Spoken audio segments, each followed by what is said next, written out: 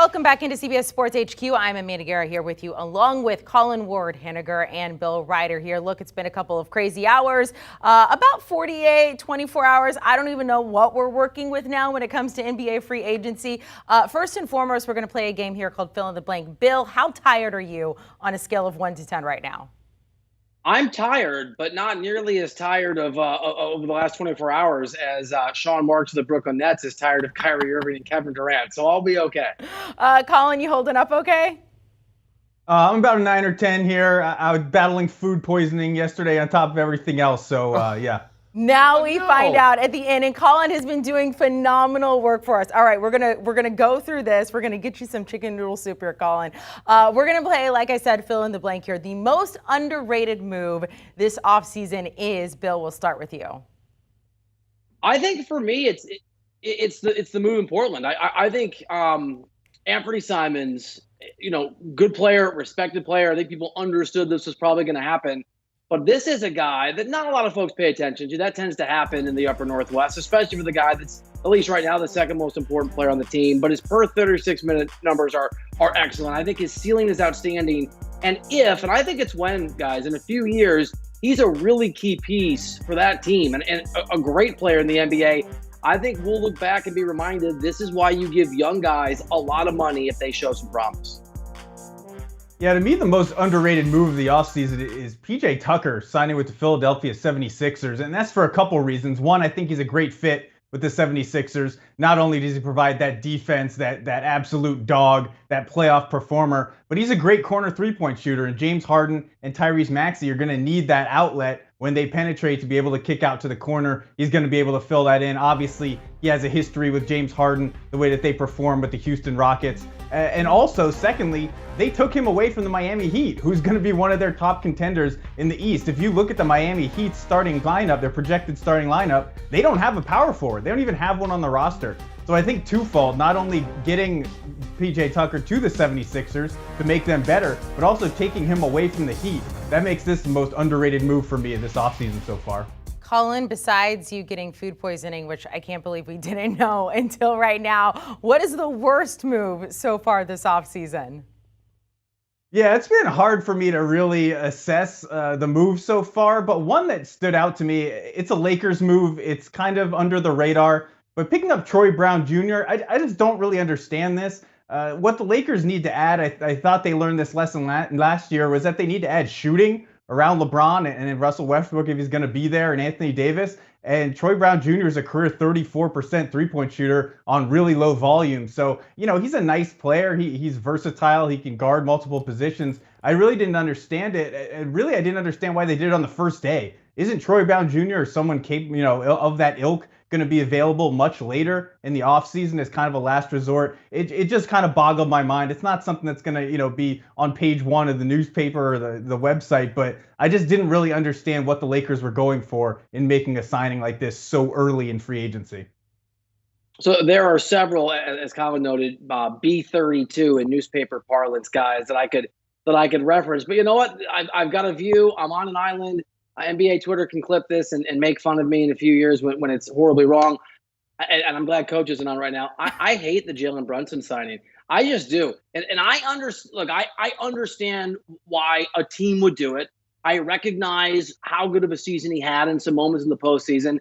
But again, his per 36-minute numbers, the fact that it's a very small sample size of actual excellence, and at the risk of sounding flippant, but I'm being serious, having just talked to some executives over the last few weeks about Brunson, there was really a divide. People who really thought he was worth a bunch of money outside of the Mavericks and a bunch of people who did not. And the fact that the New York Knicks are the team that gave him $100 million, whatever it is, convinces me it can't be a good move, because my skepticism and the skepticism of some sources, plus the Knicks' remarkable consistency and almost always making the wrong decision, has me convinced when we look back, and I know it doesn't feel that way now, and Knicks fans are celebrating, I get it. I think this is going to be another one of those deals where we roll our eyes and say, why would an organization give that kind of money to a young player who I don't think had proven it the way that some other guys had from his draft class or around that time when he came into the league? Bill, you are not the only one. A lot of people feel that way. All right, Bill, I'm going to start with you here because you live in Los Angeles, and I know your neighborhood's like real fancy, like LeBron's over here, Paul George is over here. They're your neighbors. You see them walking your dogs. The best team in Los Angeles is? Yeah, real name drop. Steve Nash was my neighbor. He still has that house. He's like 6 houses down. I'm going to be seeing Steve again real soon. I think Steve's going to be back in the neighborhood again real soon. Ooh, the best team in the neighborhood. Because, again, the odds are shifting. If you look at where Vegas believes Kyrie Irving's going to be, it's LA. But I think it's the Clippers. And I understand that there are some question marks that are legitimate and that are uncertain. And that's namely the health of Kawhi Leonard. And you can throw Paul George in there. But I think John Wall is a steal. And I think when you have a healthy Kawhi Leonard and Paul George, regardless of the supporting cast, that is a competitive and excellent basketball team. I believe in those guys more than I do LeBron James and Anthony Davis. And that's more my doubt about Anthony Davis on a lot of fronts. And the fact that Westbrook contract is still, at least for now, part of that Lakers reality. So give me the Clippers as the better team, with the caveat things could certainly change, as they have over the last 24 hours, pretty dramatically if another thunderbolt comes from the sky. Yeah, I was a little confused by this question. I didn't know if we were counting the Rams or some other LA team, because there's no competition between the Lakers and Clippers. The Clippers are a much better team. This is a team that was probably, going to be on their way to an NBA title before Kawhi Leonard got hurt a couple of years ago. So him coming back along with Paul George, all the pieces that they have, the additions of Norm Powell and Robert Covington last year, just perfect fits on their team. And then this kind of flyer on John Wall to say, hey, man, let's see what you got out there. Add a guy who is lightning quick and is more of a distributor than a guy like Reggie Jackson, who's more of a bucket getter, so they can at least have some semblance of a point guard. Obviously, they have the pieces moving forward to also make a move if they feel that that's necessary. But like Bill said, as long as Kawhi Leonard and Paul George are healthy, I think this is one of the teams to be a favorite to win the title next year, let alone being the best team in Los Angeles. Bill, I kind of heard what you said there. Do you think Steve Nash is not for long there in Brooklyn? I just think that's not what Steve Nash signed up for. And if things go the way that Kevin Durant and Kyrie Irving are pushing for, if it's a Ben, I'm trying to say this a straight face, guys. It's been a long 24 hours. If it's a Ben Simmons-led basketball team, yeah, I think it's entirely possible that Steve Nash, the coach, could be Steve Nash, the random neighbor of mine, sooner rather than later. Okay, we'll keep moving on here. The team that missed the playoffs last year that will make it this year, Bill, I want to start with you, because despite you saying the Clippers are the better team there in Los Angeles, you're going with the Lakers. Yeah, this is why I couldn't dismiss the last question quite as quickly as Colin could. And then Colin gave us the answer. I thought he's right. It's absolutely the Clippers with full confidence. But we've seen over the last week odd shift in Vegas in advance of moves happening, because Vegas always gets a little bit. For example, the Nets odds to win an NBA championship fell dramatically about 24 hours before the news came down that Kevin Durant was going to leave. Right? Vegas normally knows, almost always knows, if there are drastic changes in those futures. And Kyrie Irving, the last I saw, and it's fluctuating, but it's around minus 175, which is to say a very big favorite that he plays for the Lakers next year. That's got to mean that Vegas thinks, I haven't heard this from sources, one Lakers source told me he didn't know, so I don't know, but it's got to mean the Lakers are open at least to the idea of attaching one or two first-round picks to get rid of that Russell Westbrook contract and to bring in Kyrie Irving. So that's the answer. The Lakers are the team that make the playoffs next year that didn't this past season, because Vegas thinks Kyrie's going to be there. And as much as I am a remarkable doubter of Kyrie Irving, and I wouldn't bring him anywhere near my organization, I wouldn't. I think he is an absolute raging cultural locker room destroying dumpster fire. But he's a massively talented guy. We've seen LeBron's ability, his excellence to take not just Kyrie as an example, imperfect parts, but talented parts or relatively talented parts and make it work. If Kyrie is a Laker, as Vegas seems to think, and some people around the NBA seem to think, the Lakers do make the postseason next year. Holy Colin, before you go real fast, I like that, Bill, you were worried about the Jalen Brunson take is what NBA Twitter was going to get upset at you about, not just what you said about Kyrie. I mean, for me, again, not to do the whole pat ourselves in the back thing, because all of us can point to something we said that turned out to be true and 100 things we won't point to that weren't. But the idea that it went the way that it did in Brooklyn for Kyrie Irving should be the least surprising thing on the face of the earth. Bill Parcells said a long time ago, constantly, people tell you who they are. Listen, and this isn't new. Kyrie has literally had a worse record with every single team he's played with, and every version of those teams, Boston and the Nets, post Cleveland when he has been a part of the team but hasn't played because of injury, or he's on a random vacation in January, or he isn't getting vaccinated. Literally, the teams are better without him than they are with him. He is not a beloved figure in those locker rooms, very good at managing certain superstars, but not the rest of the team. So the idea that Kyrie is talented is absolute, but so is the reality, proven time and again, that his presence, as talented as that includes in the mix, usually adds up to a very disappointing reality for that team. All right, we'll pick back up where we left off. Colin, the team that missed the playoffs last year, that's going to make it this year. Yeah, my take's going to seem ice cold here next to Bill. I'm feeling the heat through the Skype communication here. But I'm going to say the Cleveland Cavaliers. You know, this is a team that's on the rise. I think Darius Garland is a tremendous player, obviously kind of a breakthrough last year, becoming an all-star next to Jared Allen. Add Karis LeVert. I love their draft, getting Ochai Agbaji. I think he's a perfect fit there. And if you look at the East, you know, we're talking about the Brooklyn Nets, probably going to be without Kevin Durant, probably going to be without Kyrie Irving. That's a team that most likely is going to drop out of that playoff mix, depending on what we get from Ben Simmons, whether he actually steps foot on a basketball court or not. And I think the Cavs are right there to move into that next slot. I think they're a young, hungry team. I think they were so close last season and just need a little bit more to get over the edge. So I believe the Cleveland Cavaliers are going to be the team that makes their way into the playoffs after missing last season. Colin, we'll start with you here. Blank should be the favorite to win the East. For me, it's the Milwaukee Bucks. And I know there are a lot of really good teams in the East, especially, you know, the Boston Celtics just coming off of their trip to the finals and adding Malcolm Brogdon. But I think we can't forget about the Milwaukee Bucks. Giannis Antetokounmpo is still the best player on planet Earth, no matter what you say about him. Chris Middleton was not healthy last season in the postseason. They're going to be getting him back. Drew Holiday is still there. This is a team that knows exactly what it is. They know how to play during the regular season. They know their formula in the postseason. And I think they made a sneaky addition by adding Joe Ingles this offseason. He's coming off of an injury, so he's not going to play until maybe the new year. But they don't care. They don't need him to play before that. I think he's going to be a solid addition, high basketball IQ, a great shooter, which is something that they need around all those players. So I think there's a tendency to kind of, take recency bias into account when you're talking about favorites. I don't think we can forget the Milwaukee Bucks, who just won a championship a couple seasons ago. Colin, I want you to prepare yourself for the hot take about to come through your screen and come out in combination with the food poisoning.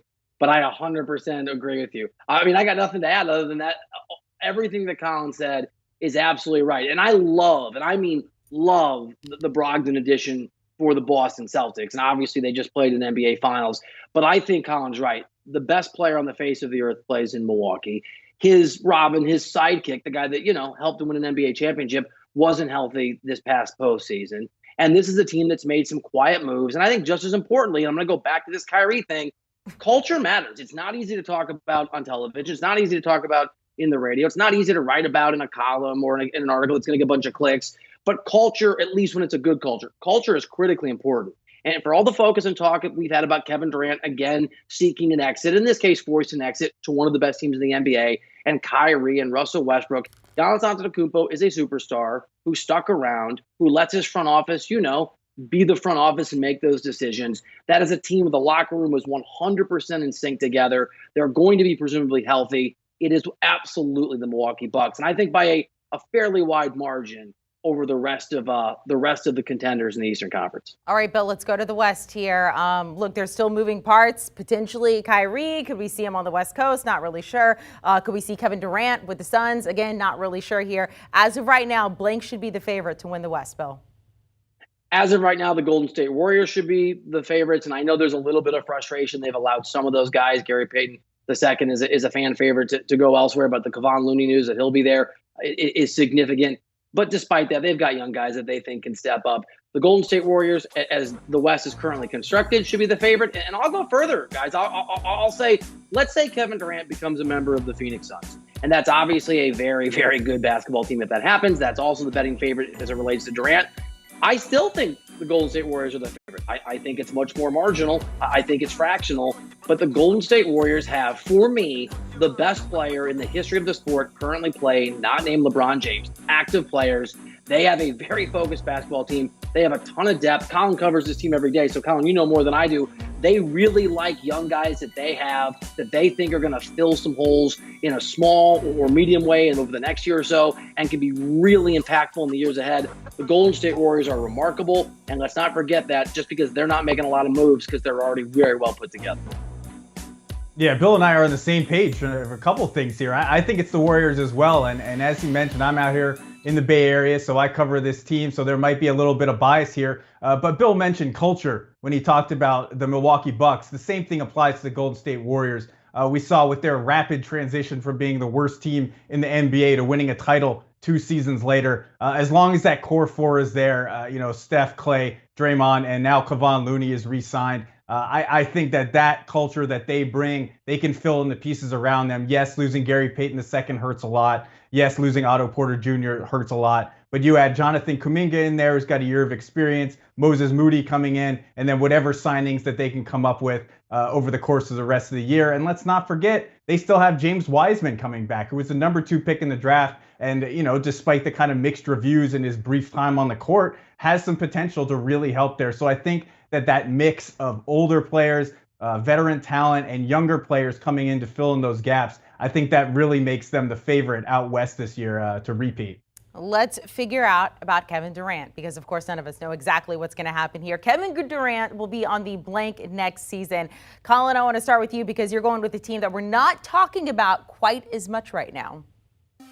Yeah, going a little bit off the map here. It reminds me of a couple years ago, 2018. A major all-star, all-NBA level player was on the market. Who ended up coming in? The Toronto Raptors. I think they're in the perfect position to do the exact same thing.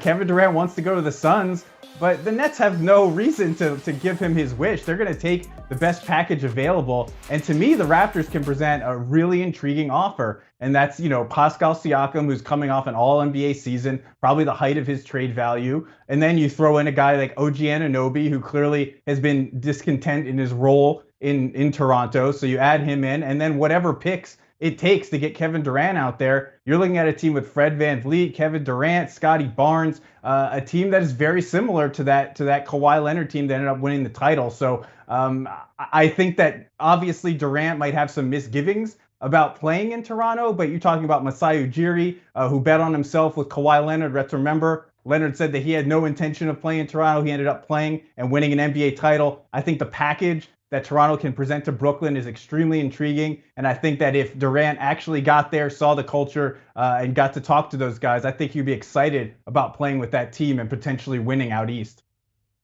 I love everything about Colin's answer. And I wish the question were, or at least I could impose the question in the real world, where should Kevin Durant be? Because my answer would be wherever in the hell Sean Marks wants him to be. I know that's not the reality we live in. I understand player empowerment's the whole deal, but Colin just hit on this. Guys, Kevin Durant might be the most valuable player in the history of the NBA available for trade. If you take into account his level of play right now, I understand he's going to be 34 in September, and the fact he has 4 years left on his deal. But unfortunately, and certainly unfortunately for Brooklyn, we are in the player empowerment era. Again, I'm going to go back to those Vegas odds. They're always, I think, a giveaway. There's a reason, even money right now. You want to bet where Kevin Durant's going to be? Depends where you look. It keeps changing. But you can find even money for Durant to be a member of the Suns. Now, I'm with Colin. I don't know why on earth, if you are the Brooklyn Nets, that is a deal that you want to do. But that is where Durant is pushing for. A lot of folks around the NBA and in Vegas think that's the case. So unfortunately, against what I think is right, as if right has anything to do with it, to quote Unforgiven, I think Kevin Durant's probably going to be a member of the Phoenix Suns. Bill, so who could put it together, if you are Sean Marks, the best package for Kevin Durant?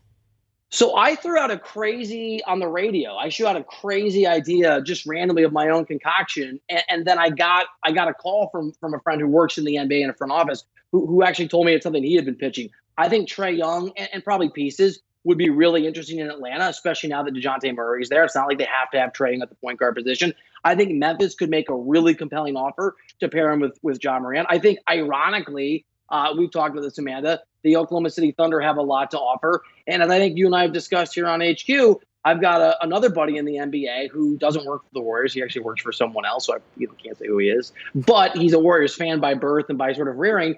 He was trying to pitch me on a Wiggins, Poole, what was it, Kuminga, picks trade to go back to the Warriors. Now, is Durant is he going back to the Thunder? Is he going back to the Warriors? Of course he's not. But those are the kinds of places Kevin Durant doesn't really want to play or presumably doesn't want to play. Toronto's a great example too, where I think, if you're the Nets, there are 10 to 15 teams that I think would and could make really compelling offers that are much better and much more tempting than the Miami Heat and the way they're handcuffed, and the Phoenix Suns and some of their limitations of what they can offer. All right, final one. DeAndre Ayton will be on the blank next season. Colin, I want to start with you, and I'm curious if your answer, because you're going with the Pacers, was it before or after the trade earlier today? Oh, still, it doesn't really make a difference to me. I think it helps that they got rid of Malcolm Brogdon, because that is kind of a clear indication that they are going more towards a rebuild. There were some questions as to whether they would still try to remain competitive. But ultimately, I just think it's the best destination, and it makes the most sense. In a sign and trade for Miles Turner, that would provide a replacement center for the Suns, which they would be happy to take. And clearly, DeAndre Ayton and the Suns just aren't on the same page, and it seems like he'll be out one way or another. This is, in conjunction with my answer that Kevin Durant would be going to the Raptors. If Kevin Durant's going to the Suns, most likely DeAndre Ayton is in that deal, and he's going to Brooklyn. But if Kevin Durant goes to the Raptors, I think the most sense would make for DeAndre Ayton to go to the Pacers. They pair him with Tyrese Halliburton. They're on the same timeline in terms of age, and suddenly they can commence their rebuild with a really, really good point guard and a really, really good center. Ayton can have all the opportunity that he wants. So to me, that makes the most sense for both sides moving forward. So I think DeAndre Ayton going to the Pacers would make the most sense to me. Yeah, I think DeAndre Ayton to the Pacers and the Miles Turner part of that is a phenomenal fit. There are some complications here, right? If you believe that, like I do, or like Vegas does at least, and I'm sort of piggybacking on that Durant's going to be a Sun, then the next most logical thing is that as part of that, DeAndre Ayton is going to become a Net through a sign and trade. But that means if there's a sign and trade that sends Ayton to the Nets, that the Nets become hard cap, so they have to move on from Kyrie Irving. We presume that's going to happen, right, to create that space. So with that, we think that's going to happen, but it certainly hasn't happened yet. And the other thing that I think is tricky about DeAndre Ayton and try to peg him is, in most of these cases, guys, we're talking about players whose value is more or less easy to understand within a pretty reasonable margin of error, what we think versus what a random GM around the NBA thinks. But DeAndre Ayton plays a position that some people who run front offices really value, and some do not. I mean, I can just tell you, talking to folks, some people really like DeAndre Ayton and I mean good GMs and good teams and would like to have him on their team. And some thinks that he strikes too similar a chord to say a Dwight Howard, post when centers matter, where the guy who wants too many shots in an approach as a center where that doesn't work anymore doesn't have a lot of value, even if you think he's capable 10 years ago of being really effective at that position. So it's hard to know, and I don't know, which of these GMs really think they can make that position work. So all of that said, for me, I'm going to go with the Toronto Raptors for some of the reasons Colin hit on earlier, why they could be a destination for Durant. They have some pieces to move. They have some talent, maybe even a lot of talent, but it hasn't fit well together in that organization. They have a very ambitious person who runs that front office. And DeAndre Ayton, as far as I understand, unlike a lot of guys who are poised to make a lot of money, is really focused on getting paid and feeling respected. And when that becomes secondary to the actual market you're in, some places where it's harder to recruit talent, and Toronto is one of those cities, as much as I love Toronto, Canada, maybe feel a little more need to be ambitious and make a move if a player of that caliber is available to them for those reasons. You guys can't see. Jeremy's next to me on set. What is today? National Canada something day? Today is Canada's birthday. Oh, yeah, that thing. And so every time you say respect. Raptors in Toronto, he's like pumping his fist over here. Put some There's been respect a lot on of the fist name. pumping on here like the Jersey Shore. Let's go. Guys, thank you so much. Bill, Colin, feel better, get some rest. I don't know if that's going to happen with as fast as things are moving in the NBA. Best remaining free agents right now. DeAndre Ayton, which we just talked about, is on that list just behind James Harden. But of course, James Harden is expected to sign a multi-year deal to stay in Philadelphia. Do you want a sports network that delivers everything that matters about the game? The highlights, the picks, the instant analysis, no yelling, no fake debates, no politics. Hit the subscribe button and never miss a moment.